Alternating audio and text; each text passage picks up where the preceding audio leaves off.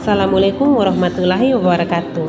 Kami mahasiswa Universitas Muhammadiyah Kupang, Fakultas Keguruan dan Ilmu Pendidikan, Prodi PGSD, kelompok 3 semester 1. Video ini dibuat untuk menyelesaikan salah satu mata kuliah konsep dasar IPA Biologi dengan dosen pengampu Bapak Ahmad Yani, SPD, MSc. Kami dari kelompok 3 terdiri dari 6 anggota kelompok yang masing-masing bekerja sama dalam memenuhi ujian akhir semester dengan judul materi tentang sistem transportasi pada hewan. Sebelum kami masuk dalam pembahasan lebih lanjut, izinkanlah kami memperkenalkan diri terlebih dahulu.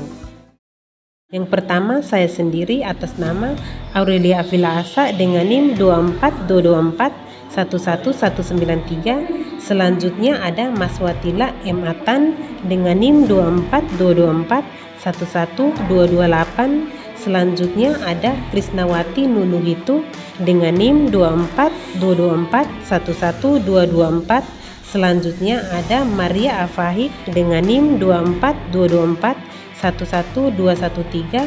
Selanjutnya ada Pius Fernando Tahu dengan NIM 24224 11214, dan yang terakhir Roland Pitai dengan NIM 24224 11199. Baiklah, kami akan mempresentasikan materi dengan judul Sistem Transportasi pada Hewan. Sistem transportasi pada hewan adalah mekanisme yang memungkinkan distribusi berbagai zat vital dalam tubuh seperti oksigen, nutrisi, hormon, dan juga pembuangan limbah metabolik. Sistem ini berfungsi untuk mempertahankan homeostasis, mendukung metabolisme tubuh, dan menjaga fungsi organ-organ vital. Sistem transportasi ini dapat berbeda antara berbagai kelompok hewan, baik pada invertebrata maupun vertebrata. Yang pertama yakni sistem transportasi pada hewan. Yang A yaitu spons. Hewan ini tidak memiliki sistem transportasi khusus. Mereka mengandalkan air minum melalui tubuh untuk membawa oksigen, nutrisi, dan membangun limbah. Yang B yaitu hidra. Cinderia memiliki rongga tubuh yang disebut rongga gestovaskular. Nutrisi dan oksigen didistribusi melalui difusi langsung ke seluruh tubuh melalui rongga ini. Hewan-hewan ini biasanya memiliki tubuh yang tipis sehingga difusi dapat terjadi dengan efisien. Bagian C ialah cacing pipih. Seperti Cinderia, cacing pipih tidak memiliki sistem transportasi khusus. Nutrisi dan oksigen disebarkan ke seluruh tubuh melalui difusi langsung ke sel-sel karena tubuhnya sangat tipis. Dan bagian D ialah serangga krustasea. Pada hewan ini, sistem transportasi berupa sirkulasi terbuka.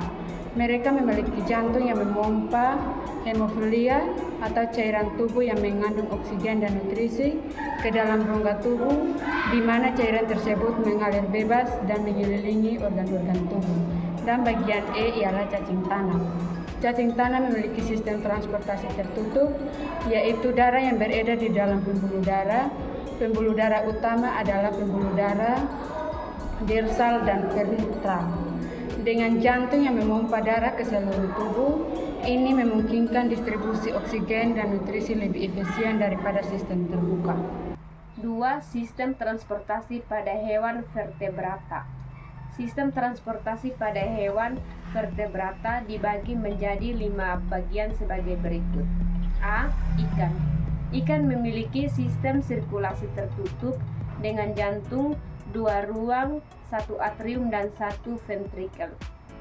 Darah dipompa dari jantung menuju insang untuk oksigenasi, kemudian mengalir ke seluruh tubuh dan kembali ke jantung. Pada ikan, darah tidak tercampur antara darah yang beroksigenasi dan darah yang tidak beroksigenasi. B. Katak.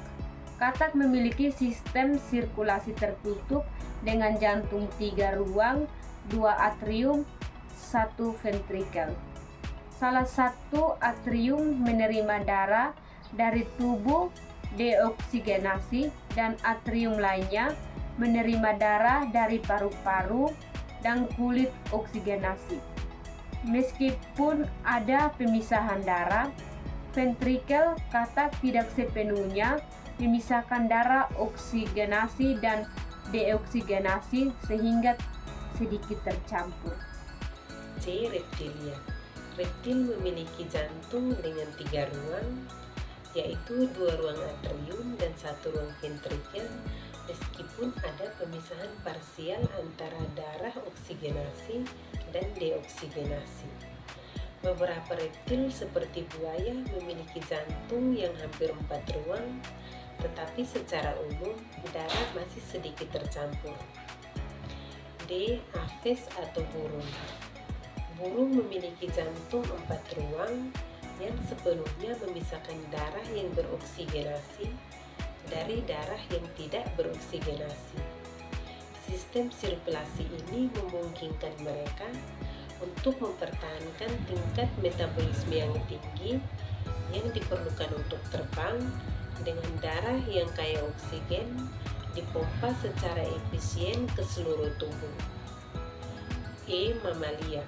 Seperti burung, mamalia memiliki jantung 4 ruang yang sepenuhnya memisahkan darah yang beroksigenasi dari darah yang tidak beroksigenasi. Ini memungkinkan sistem transportasi yang sangat efisien dengan darah yang mengandung oksigen dan nutrisi dipompa dengan cepat ke seluruh tubuh untuk mendukung metabolisme yang aktif. Yang ketiga, jenis sistem transportasi. Ada 2 sistem, yaitu sistem terbuka dan sistem tertutup. Sistem terbuka, darah atau hemolimfa mengalir bebas dalam rongga tubuh dan mencuci organ-organ internal langsung, seperti yang ditemukan pada arthropoda. Sistem tertutup, darah mengalir melalui pembuluh darah yang terhubung dengan jantung dan organ tubuh, seperti yang ditemukan pada annelida dan vertebrata dan beberapa intervertebrata lainnya. Sistem ini lebih efisien dalam mengangkut darah dan zat-zat penting. 4. Fungsi sistem transportasi. 1. Transportasi oksigen, yaitu menyediakan oksigen yang dibutuhkan oleh sel-sel tubuh. 2. Distribusi nutrisi, yaitu membawa nutrisi dari sistem pencernaan ke seluruh tubuh. 3. Pengangkutan hormon, yaitu mengangkut hormon dari kelenjar ke target tubuh. 4. Pembuangan limbah, yaitu mengangkut limbah metabolik seperti karbon dioksida dan urea ke organ pengeluaran seperti paru-paru, ginjal, dan lain-lain. Kesimpulannya, sistem transportasi pada hewan sangat bervariasi sesuai dengan kebutuhan dan kompleksitas organisme tersebut. Pada hewan invertebrata, sistem transportasi cenderung lebih sederhana, sementara pada vertebrata, sistem ini jauh lebih kompleks dan efisien untuk mendukung fungsi tubuh yang lebih besar dan lebih kompleks. Demikian materi kami tentang sistem transportasi pada hewan. Semoga bermanfaat bagi kita semua. Sekian dan terima kasih.